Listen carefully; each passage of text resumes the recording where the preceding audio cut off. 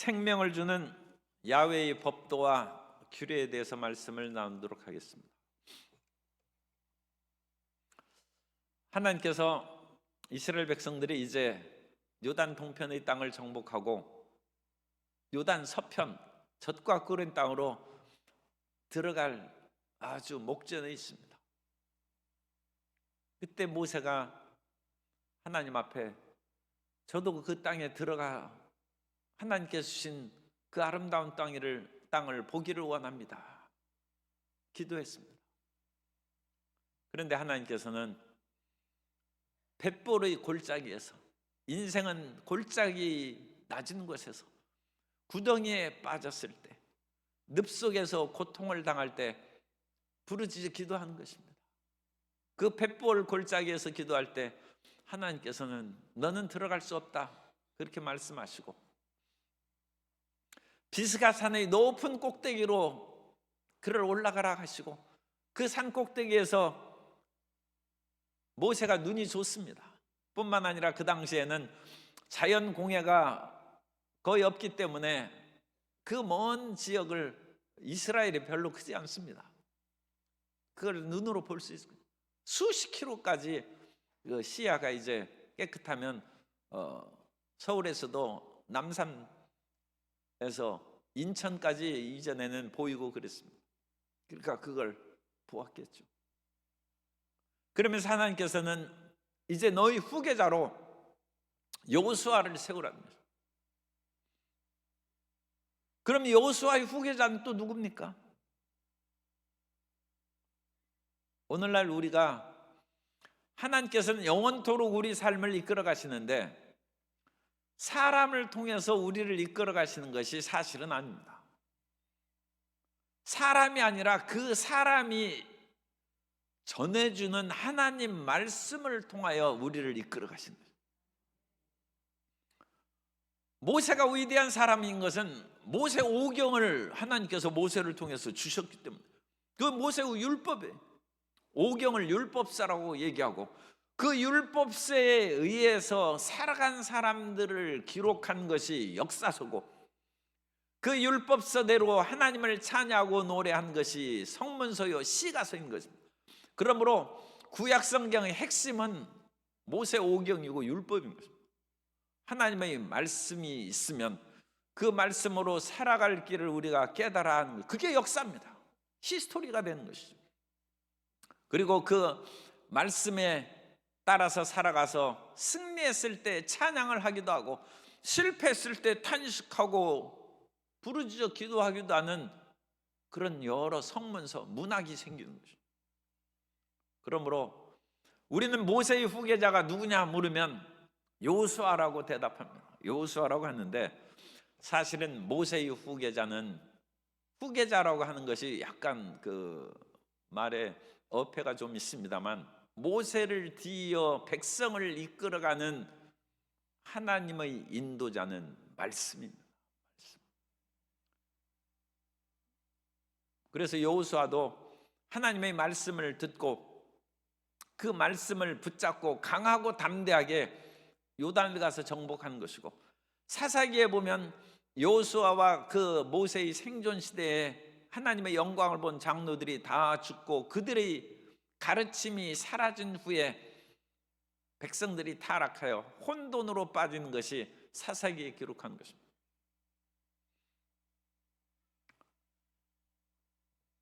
하나님의 그런 말씀의 역사를 통해서 우리를 이끌어 주실 뿐만 아니라, 또 좋은 가문에서는 그 조상이 집을 잘 세우고 이끌어가죠. 그러다가 그 할아버지나 아버지, 그 집안에 기둥으로 사시던 분이 돌아가실 때가 되면 유언을 하는 거예요. 말씀을 남기는 거예요. 그래서 그 아들, 딸, 손 자녀들을 불러 모으고 이 말씀을 지키며 살아가면 우리 집안이 흔들리지 않을 것이다. 너희들의 앞길이 형통하게 될 것이고 대대로 잘 살게 될 것이다. 그게 지혜로운 아버지, 할아버지의 마지막 말씀의 가르침입니다. 유언이라고 그러죠. 오늘 우리는 어떻게 살아야 될까 끊임없이 갈등을 겪고 힘든 일이 많이 있는데, 우리 예수님 믿는 사람들은 내 길을 하나님이 말씀으로 인도하신다는 것을 믿으시기 바랍니다. 그래서 삶의 어려운 문제가 부딪히면 주님 앞에 나와서 기도할 뿐만 아니라 성경을 읽어야 돼요. 하나님의 말씀을 읽으면 하나님께서 성경을 통해서 우리에게 음성을 들려주십니다. 하나님 말씀을 들으려고 성도님들은 교회에 와서 또 골방에서 1시간, 2시간 기도하죠. 하나님께서 뭐라고 말씀하십니까? 하나님께서 성령의 세미한 음성을 우리에게 들려주시고 그런 때가 종종 있습니다. 그러나 적지 않은 경우에는 아무 말씀도 못 들어요. 그때 성경을 읽으시기 바랍니다. 하나님의 음성이 성경을 통해서 우리에게 들려주시는 것입니다. 하나님의 말씀은 살았고 운동력 있는 말씀인 것입니다. 그래서 4장에서 1절부터 14절까지 그 내용이, 너희가 그 땅에 들어가면 이 하나님의 말씀을 지키라. 이 말씀을 다른 면으로는 규례와 법도라고 했어요. 사람이 타락한 이후에 우리는 여러 가지로 지금 어긋난 그런 눈이요, 어긋난 생각, 어긋난 삶의 길이 많이 있기 때문에 우리를 붙잡아주고 교정하는 것이 없으면 우린 다 어긋난 길로 가고 좌로나 우로나 치우치는 것입니다. 그렇기 때문에 하나님께서는 잘못된 길로 나아가는 사람들에게 말씀을 주셔서 그 말씀을 지키며 살아가라. 그것이 이제 율법을 지키면 너희가 산다는 것입니다. 그래서 4장 1절에 이스라엘아, 이제 너희에게 가르치는 규례와 법도를 듣고 준행하라. 그리하면 너희가 살 것이요. 생명의 길이 하나님의 율법이 있다는 것입니다. 여기에서는 이제 규례와 법도라고 그렇게 얘기했죠. 말씀을 지키는 것이 사는 길입니다. 말씀을 지키지 않으면 우리는 세상의 구렁텅이에 빠진다는 것입니다. 그리고 우리가 13절에서 야훼께서 그의 언약을 너에게 반포하시고 너희에게 지키라 명령하셨으니 곧 십계명이라. 하나님의 말씀이 많이 있죠. 그런데 그 중에서 직접적으로 우리에게 쉽게 우리 길을 바로잡고 인도하는 말씀은 십계명입니다. 그러므로 오늘 이 규례와 법도를 그냥 십계명이라고 그렇게 생각하셔도 돼요. 그러니까 너희가 십계명을 준행하라. 4장 1절입니다. 그리하면 너희가 살 것이다. 십계명도 지키지 않으면서 내 생명이 이와 같이 연약하고 병들고 앞길이 형통하지 못하고 어려운 일이 많이 다가온다. 그건 말할 거리도 못 돼요. 하나님의 십계명조차 창세기부터 요한계시록까지 수많은 말씀이 있고 구약시대의 그와 같은 오경을 중심으로 한 말씀은 613가지 말씀인데 그 중에서 압축된 십계명조차도 내용을 기억하지 못하고 지키지 못한다면 우리가 어찌 생명을 풍성히 얻겠습니까? 하나님 외에 다른 신을 섬기지 말고 우상을 섬기지 말고 하나님의 이름을 망령되이 일컫지 말고 안식일을 거룩하게 지키고 부모를 공경하고 살인하지 말고 간음하지 말고 도둑질하지 말고 내 이웃의 거짓 증거하지 말고 내 이웃의 것을 탐내지 말라. 이런 것들이 우리를 살리는 하나님의 말씀이라.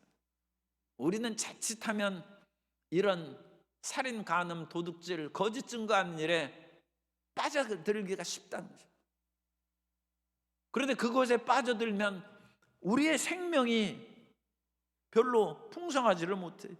그래서 너희가 살 것이요 너희 조상의 하나님 야훼께서 너희에게 주시는 땅에 들어가서 이것이 우리의 형통한 길이라. 이 세상에서 여러 가지 권모술수와 처세술을 해서 사업에 성공하고 출세할 것 같아도 그건 오래 못 간다는 것입니다. 수많은 사람들이 거짓말하고 뭐 해가지고 일시적으로 잘 되는 것처럼 보여도 그 사람들이 나중까지 봐야죠. 10년, 20년 후에 봐야죠. 남는 것이 없이 다 날아가 버리고, 의롭지 않은 재물은 자고새가 그 낳지 않은 아들을 품은 것 같아서 그게 깨어나면 날아가 버린다, 사라져 버린다. 우리에게 장구한 하나님의 축복은 하나님의 규례와 법도를 지킨 것입니다. 그리고 그 규례와 법도를 지킬 때 우리는 끊임없이 그것을 가감하려는 유혹을 받는 거예요. 내 식대로, 내 마음대로 그것을 변용하기를 원한다는 거예요.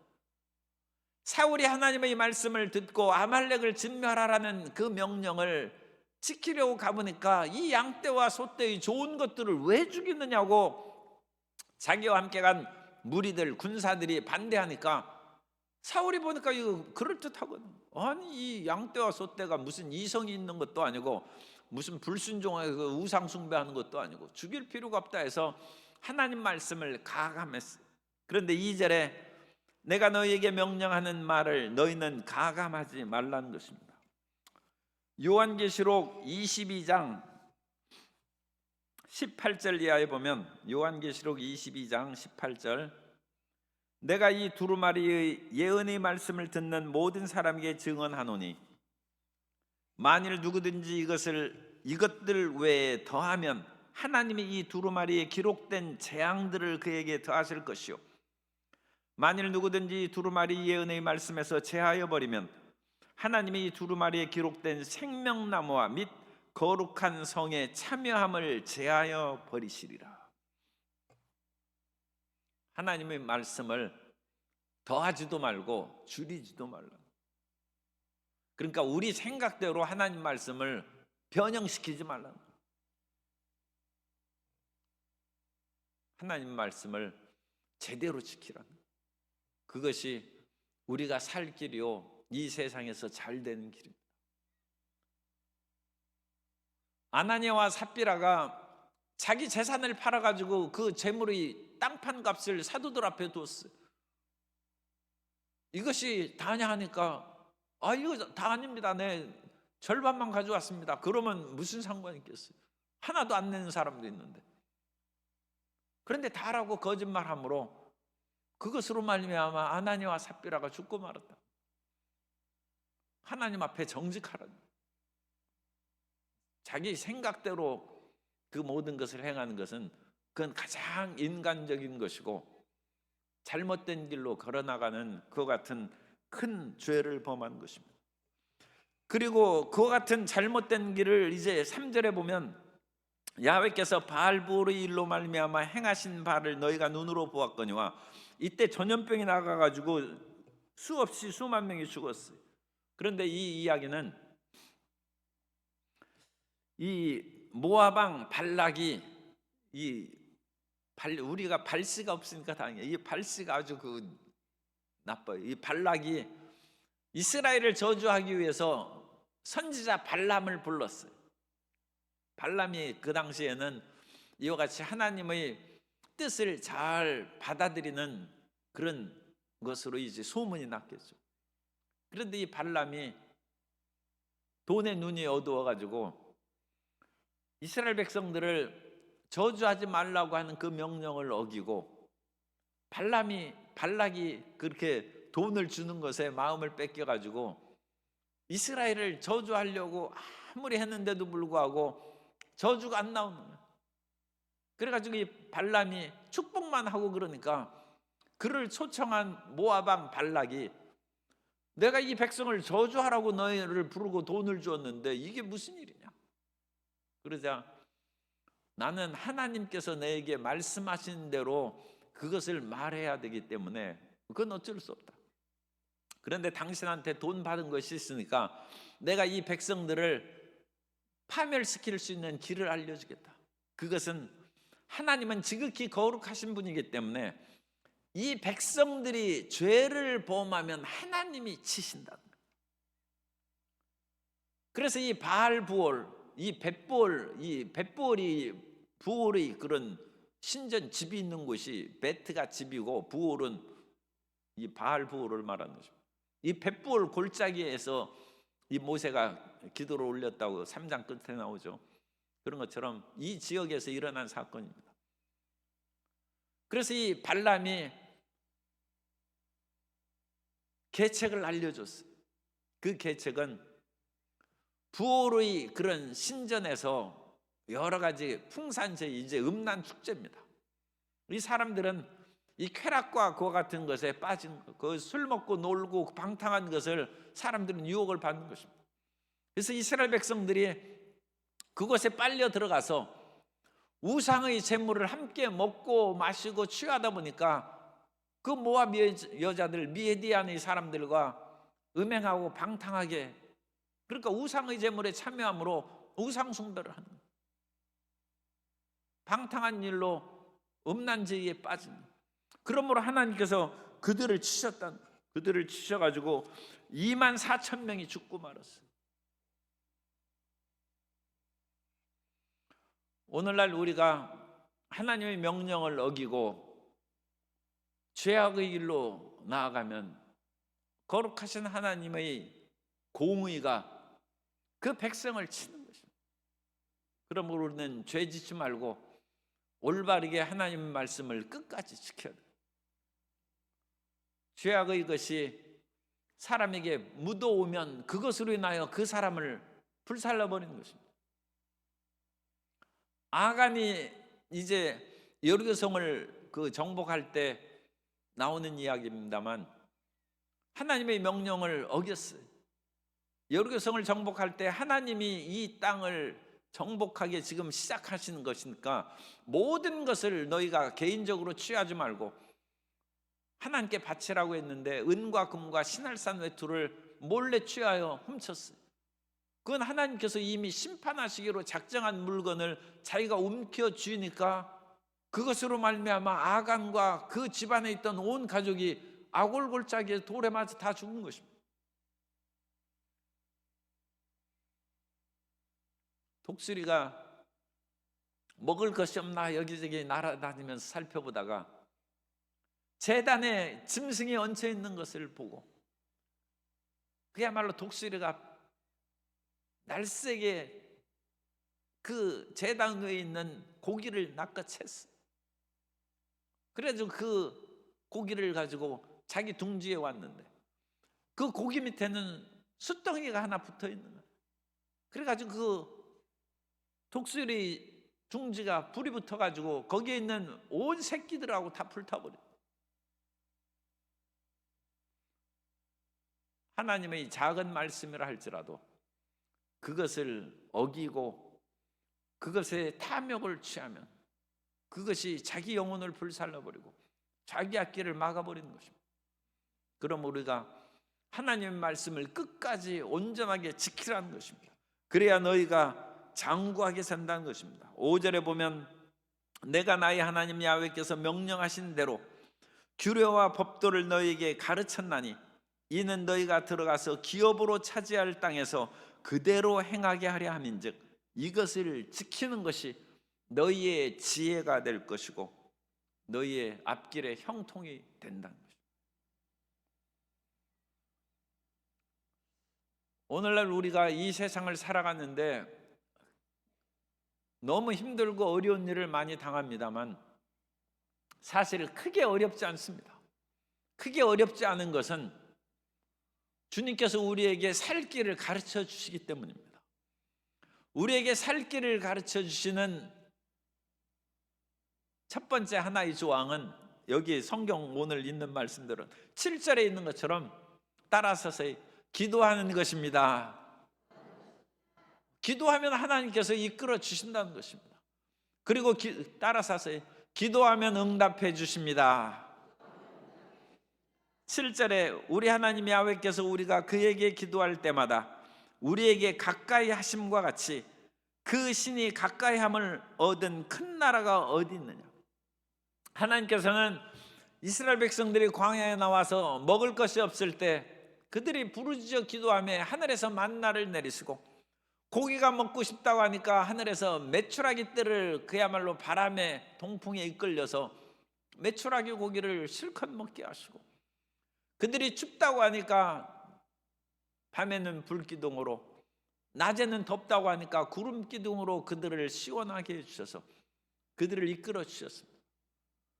그들이 목말라서 부르짖을 때 하나님께서 모세를 통하여 반석을 쳐서 반석에서 물이 솟아나오게 하신다.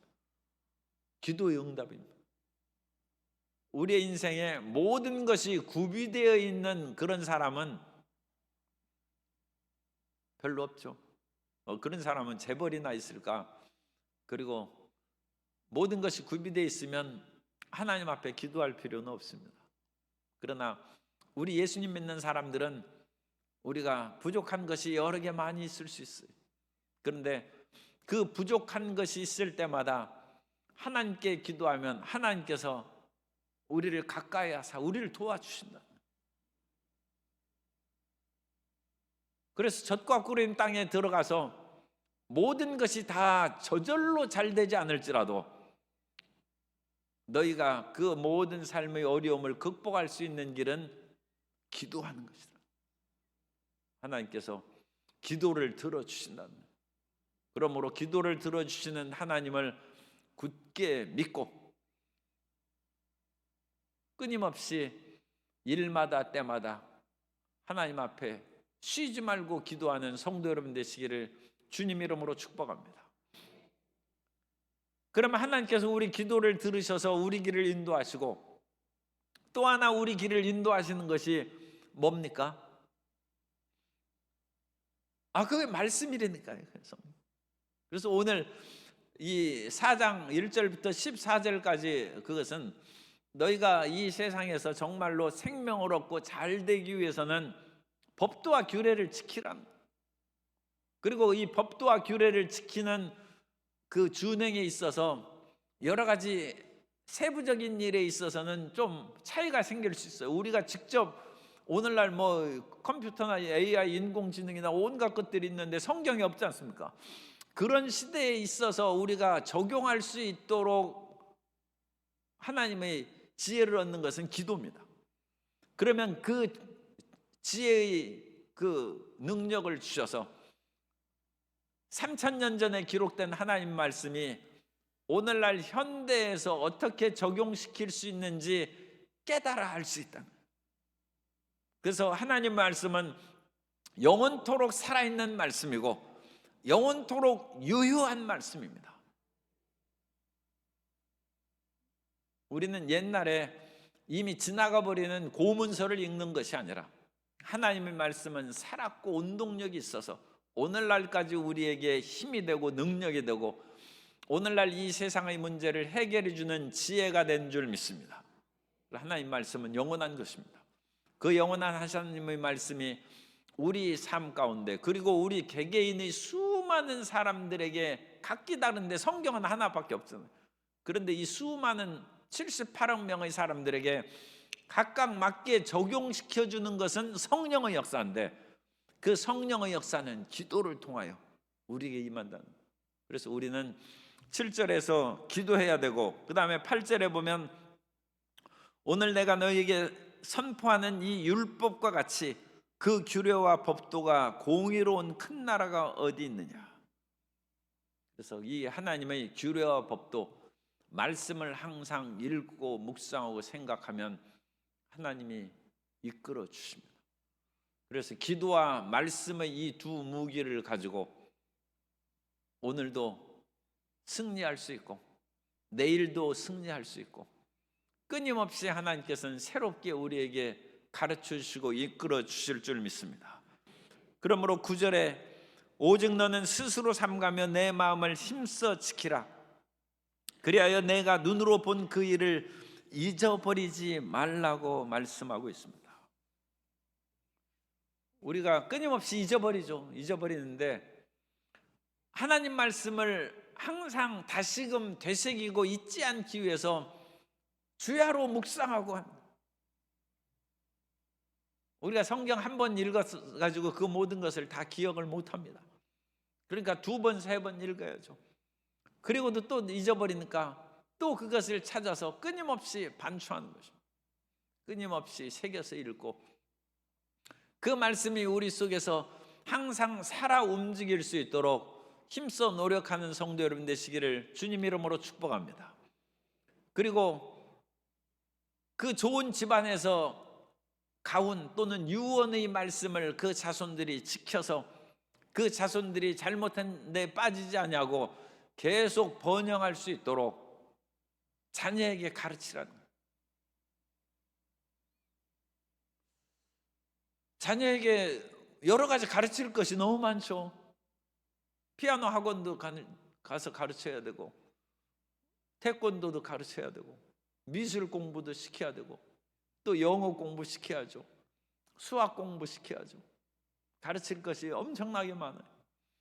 그런데 하나님의 말씀을 가르쳐서 지혜로운 사람이 되면 모든 공부를 다 잘할 줄 믿습니다. 이게 사실 기본이 잘 돼 있어요. 기본. 모든 지혜의 근본이요 지식의 원천이 하나님이시라고 했어요. 그럼 뭐 마음에 근본적인 지혜와 지식이 없는데 이것저것 아무리 가르쳐야 그야말로 속이의 경일길, 별로 효과가 없어요. 아무리 끌고 말을 물가로 이끌어내도 자기가 공부하기 싫다는데 그 말이 물을 마십니까?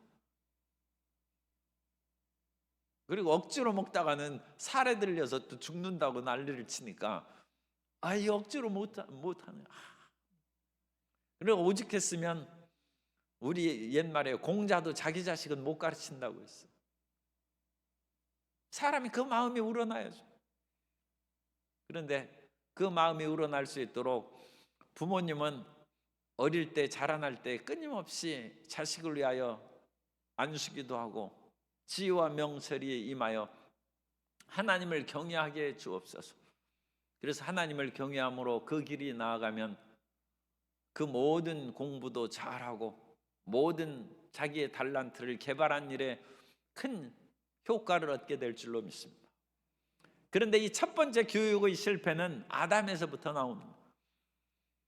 하나님께서 아담에게 선악을 알게 하는 나무 열매를 따먹지 말라고 그렇게 말씀하시면서 창세기 2장 16절 이하에 보면 야훼 하나님이 그 사람에게 명하여 이르시되 동산 각종 나무의 열매는 내가 임의로 먹되 선악을 알게 하는 나무의 열매는 먹지 말라. 내가 먹는 날에는 반드시 죽으리라 하시니라. 고대 세계에서는 히브리어를 비롯하여 고대 모든 언어는 별로 어휘가 풍부하지 않습니다. 그래서 이 반드시라는 그런 단어가 없어요. 이건 부사고 그런 형용사나 부사 그런 것들은 점차 후대에 발달합니다. 대개는 동사와 명사밖에 없습니다. 그런데 여기서 성경에 반드시 죽으라고 그렇게 나와 있어요. 그리고 이 번역은 아주 잘 된 것입니다. 그러면 히브리어 원은 어떻게 되어 있겠어요? 반드시, 이 반드시는 부사인데 부사는 원래 이 당시 없어요. 그러면 죽는다는 것을 강조하려면 우리가 자주 말씀드린 것처럼 2번 반복하면 돼요. 이건 무트가 죽는다는 뜻인데 2번 단어가 반복됐어요. 여기. 그러니까 내가 먹는 날에는 죽고 죽으리라. 성경에 그렇게 되어 있어요. 그러니까 우리말에 번역할 때 그냥 죽고 죽으리라 번역을 해도 되는데 그걸 반드시 죽으리라고 번역한 거예요. 그래 틀림없다는 거예요. 내가 이것을 먹으면 죽고 죽는다는 거예요. 반드시 죽는다는 거예요. 그런데 이 말을 아담이 하와에게 가르칠 때 철저히 마음에 새겨서 가르쳤어야 되는데 하와가 뱀이 와가지고 유혹할 때 창세기 3장 3절에 보면 동산 중앙에 있는 나무 열매는 하나님의 말씀에 너희는 먹지도 말고 만지도 말라 너희가 죽을까 하노라 하셨느니라. 여기서 죽을까라는 똑같은 무트라는 단어의 미완료형을 쓰는데 여기에서는 한 번만 기록됐어요. 하나님 말씀의 하나를 빼버렸어요. 그래서 반드시 죽는다는 의미가 사라져버렸고 이것을 미완료형으로 죽을 수도 있다. 그런 식으로 약화시킵니다. 하나님 말씀의 교육이 아담에게서 하와로 내려 아담은 하나님 말씀을 직접 들었고 이 직접 들은 말씀을 자기 사랑하는 아내에게 얘기할 때도 그것을 확실하게 가르쳤어야 되는데 확실하게 못 가르쳤어요. 그래서 하와가 그냥 죽을까 한 번만 얘기해서 안 죽을 수도 있겠다 하고 그냥 그 열매를 먹고, 아담도 그것을 열매를 먹고, 아담이 왜 열매를 먹었는지에 대해서 또 우리가 얘기할 거리가 있는데 어쨌든 간에 그래가지고 둘 다 그냥 죽어버리고 말았어요. 하나님과의 관계가 끊어졌다는. 그런데 우리 자녀들에게 너무 이와 같이 하나님 말씀을 약화시켜서, 그것은 부모님이 어릴 때 자녀들에게 그와 같이 미움을 먹고 또 그 부드럽게 자꾸 먹이는 습관이 익숙해져서 단단한 것은 내가 먹고 자녀는 내가 씹어서 먹인다. 그래가지고 하나님 말씀을 씹어서 너무 부드럽게 해가지고 자녀가 하나님 말씀의 중요성과 그 절대성을 마음에 받아들이지 못해. 그러면 자녀가 하나님을 제대로 알지 못하는 거죠. 그래서 하나님께서는 자녀에 대한 교육을 철저히 시행하라고 신명기 6장에 있는 쉐마의 말씀에도 내가 일어났을 때든지 누웠을 때든지 앉아있을 때든지 길에 갈 때든지 이 하나님 말씀을 가르치라. 그래서 하나님의 말씀이 그 속에 새겨지면 그때부터는 말씀이 자녀를 인도합니다.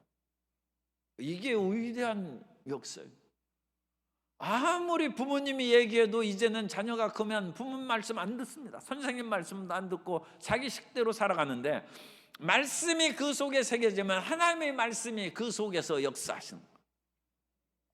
그래서 말씀을 그 마음 가운데 새길 수 있을 때까지는 그게 어릴 때까지 그걸 최선으로 교육하는 것이고, 그 이후에는 뭐 부모님도 책임이 없죠.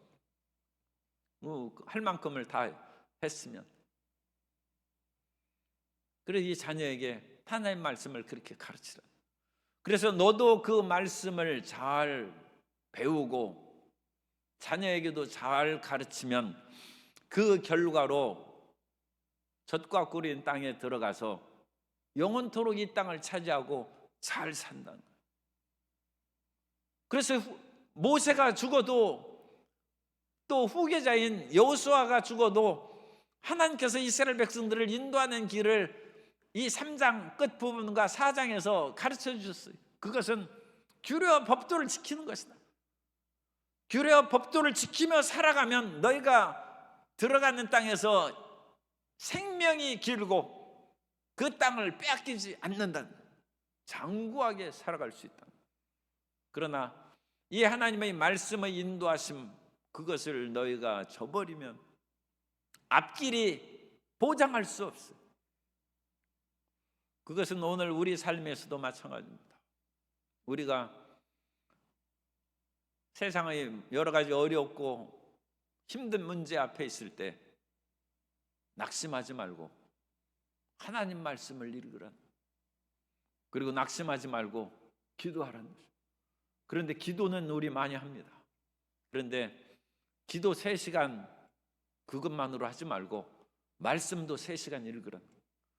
기도를 3시간 하는 것은 부르짖는 거예요. 3시간 부르짖었으면 하나님이 뭐라고 말씀하시는지 3시간 들으라는 거예요.